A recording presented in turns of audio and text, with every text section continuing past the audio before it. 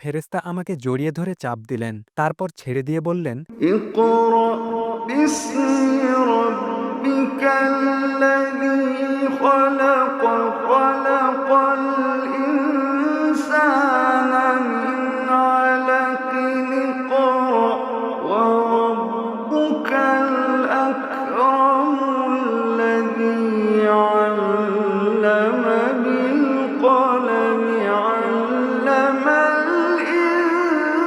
الإنسان ما لم يعلم। অতঃপর এ আয়াত নিয়ে আল্লাহর রাসূল সাল্লাল্লাহু আলাইহি ওয়াসাল্লাম বাড়িতে ফিরে এলেন। তার হৃদয় তখন কাঁপছিল। তিনি মা খাদিজার নিকট এসে বললেন, আমাকে চাদর দিয়ে আবৃত করো, আমাকে চাদর দিয়ে আবৃত করো। অতঃপর রাসূলুল্লাহকে নিয়ে মা খাদিজা তার চাচাতো ভাই ওয়ারাকা ইবনে নাওফাল এর কাছে গেলেন, যিনি ওই জাহিলিয়া যুগেই খ্রিস্টান ধর্ম গ্রহণ করেছিলেন।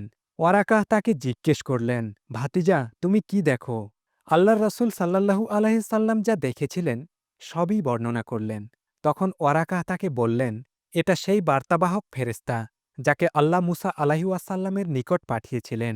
আফসোস আমি যদি সেদিন যুবক থাকতাম, আফসোস আমি যদি সেদিন জীবিত থাকতাম, যেদিন তোমার কওম তোমাকে বহিষ্কার করবে। অনুরূপ ওয়াহী এর পূর্বে যিনি নিয়ে এসেছেন তার সঙ্গেই তার কওম বিদ্বেষী আচরণ করেছে।